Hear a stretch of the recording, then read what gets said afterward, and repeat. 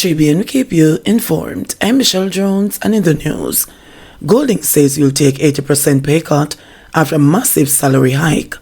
Opposition leader Mark Golding has pledged to give back 80% of the massive salary increase he has received as part of the government's compensation review for the public sector. Golding made the commitment on Friday during a press conference at the Hold-Up Board headquarters of the People's National Party, PNP. The more than 240% increase for Golding will put his salary at $25.7 million come April 1 next year. He's paid at the same level as Deputy Prime Minister Dr. Horace Chang. Only Prime Minister Andrew Holness, who will pocket $28.6 million next year, is paid more among the country's political class. Responding to public outcry, including from church groups, about the ungracious, shameful, and inequitable nature of the salary increases for politicians, Golding said, "I did not come into politics to enrich myself, but to serve the people of Jamaica." The opposition is of the view that the increases in the salaries of elected officials should be suspended until the outstanding grievances affecting public sector workers are satisfactorily addressed. I did not come into politics to enrich myself, but to serve the people of Jamaica. As leader of the opposition, I must lead by example at a time like this. I will therefore redirect the bulk of the 240+% increase in my pay and retain 20% of that increase and contribute the rest to persons in need and other worthy causes.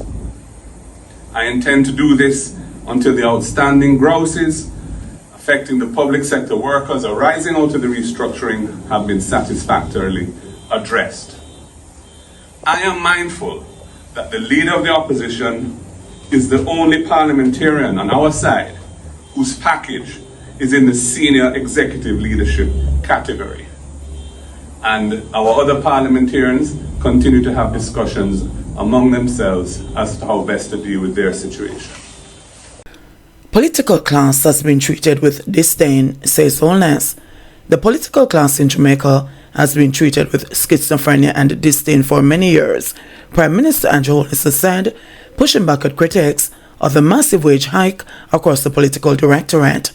The parliamentary opposition has also sought to clear up the seeming confusion over its stance on the contentious issue, saying that most of its members were surprised by the levels of increase but are in support of it. The government and the opposition were responding to public backlash over wage increases of over 20% for the Prime Minister, his deputy, cabinet ministers and their juniors, as well as members of Parliament, MPs, which were announced by Finance Minister Dr. Nigel Clark on Tuesday.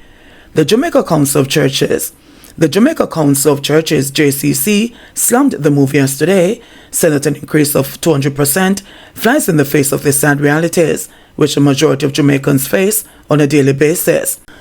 The JCC said the increases are ungracious and inequitable when viewed against the background of the economic conditions of the average Jamaican and especially the poor. We call on the government to reconsider its intentions and recast the salary packages for government officials, which bear sensitivity to and solidarity with the conditions of ordinary Jamaicans and reflects equity in both quantitative and qualitative respects, the church group said in a statement. Opposition spokesman on finance, Julian Robinson, insisted too that the issue of equity needs to be urgently addressed with other public sector groups. Noting that he expected the fallout, Holness said successive administrations have been afraid to address the issue of compensation for the political class because people are going to say you don't deserve it. Why should we pay you more and the country not running well? He questioned, reciting a critical argument that has dominated raging public debates over the wage hike.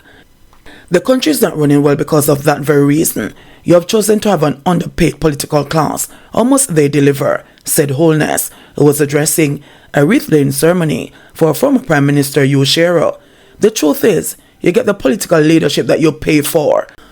According to the Prime Minister, the cabinet agonized over whether to grant a wage increase to the political directorate. It was not something that we took lightly, because we know that there are persons who try to make political fodder over it, he said. Holness predicted that the wage hike will attract some of the best talents, from councillor to prime minister, that would have overlooked politics or opted to migrate. You're going to see a greater interest in the political field, so everyone who is occupying a political office ought to be thinking carefully that I need to increase my political performance, he said, warning that more young people with higher educational qualifications and skill levels are angling for their jobs. Man shot dead in Hanover. Gunmen struck in the parish of Hanover on Thursday night, leaving one man dead. The parish is one of three currently under state of public emergency, SOE. The dead man has been identified as Roshane Rooms of a Hunting Court, Lucy address. Reports are that about 11:45 p.m., explosions were heard in Hogbush in the Hunting Court area of Lucy, and the police summoned. Upon their arrival, Rooms was found suffering from multiple gunshot wounds. He was transported to the Noel Holmes Hospital in Lucy, where he was pronounced dead. Prime Minister Andrew Holness declared a SOE in the parishes of Clarendon, St. James and Hanover on Tuesday. Another higgler killed in Linstead Market. A male vendor was murdered on Friday morning at the Linstead Market, the second such murder for higgler in the market in the last 6 days.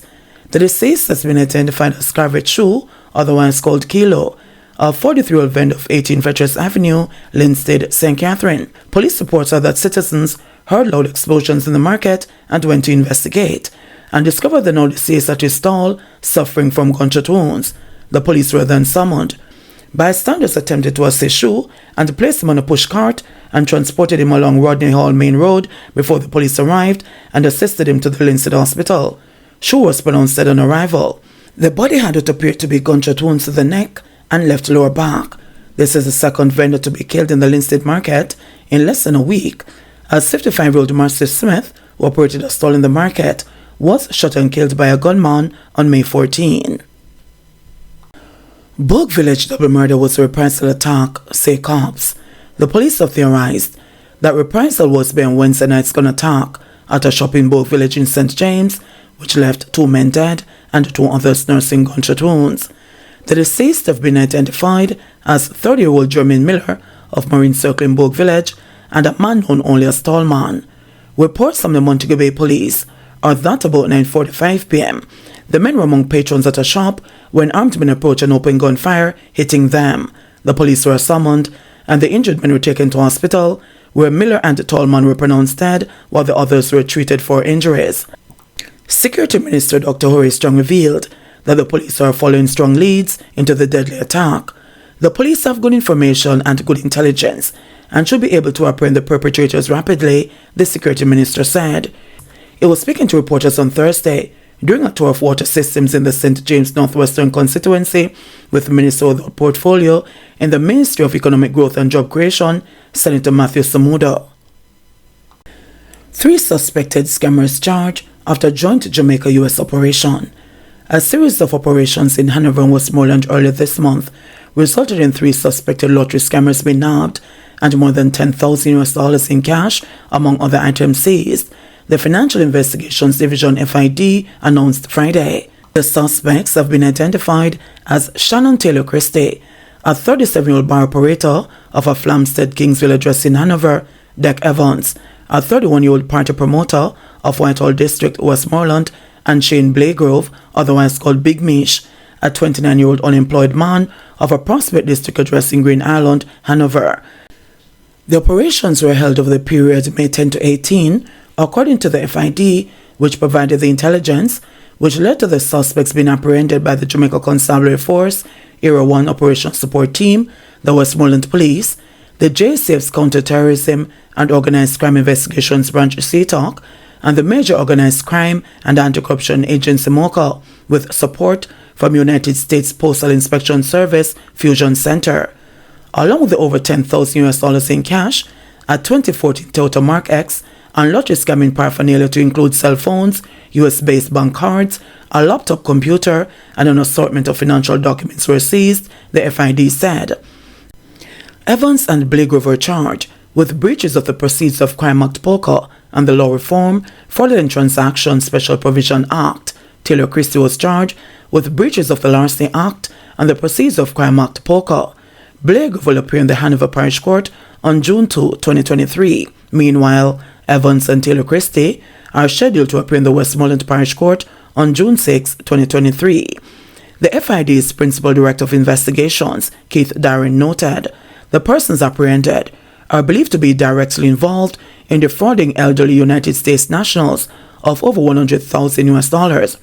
Their arrest is a demonstration of the effectiveness of cross-border and local collaboration, which has been strategically strengthened and refocused over recent years.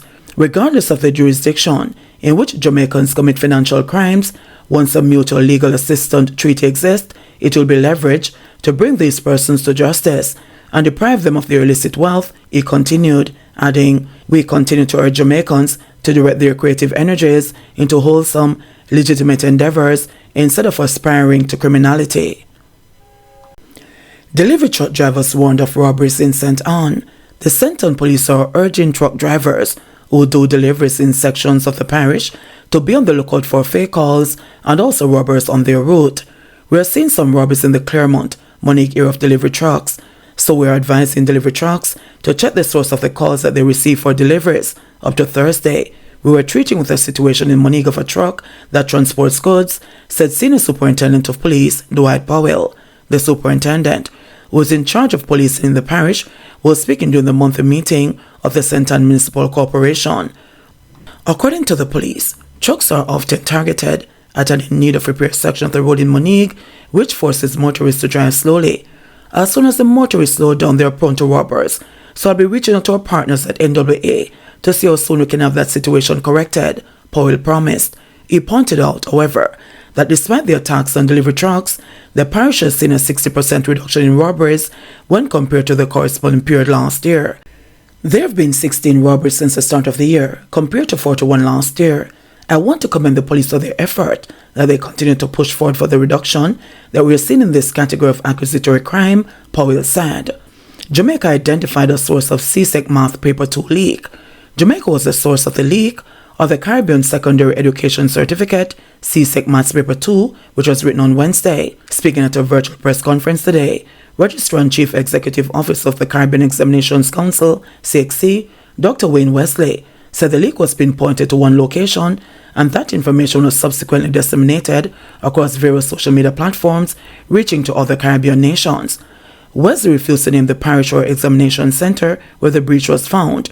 He said further investigation was needed to offer specific information regarding the number of countries affected.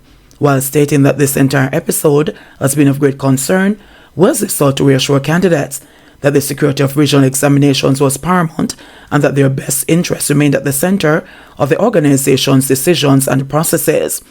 Wesley said that CXC is working with Jamaica's Ministry of Education in its investigations. Although the issue has not been referred to the police, he stated that this was still an available option for CXC as investigations continued. "We recognize that the matter requires a great level of sensitivity and confidentiality," he said. Arising from the leak, CXC will use a different measure to determine final math grades. Students' grades will now be calculated through the use of scores from the CSEC Maths Paper 1 and marks from the School-Based Assessment SBAs or CSEC Maths Paper 2, an alternative to the SBA research requirements, a decision which has been communicated to regional ministries of education. JBN, we keep you informed. Please remember to subscribe, like, share, leave us a comment, and click the notification bell to receive our daily news items.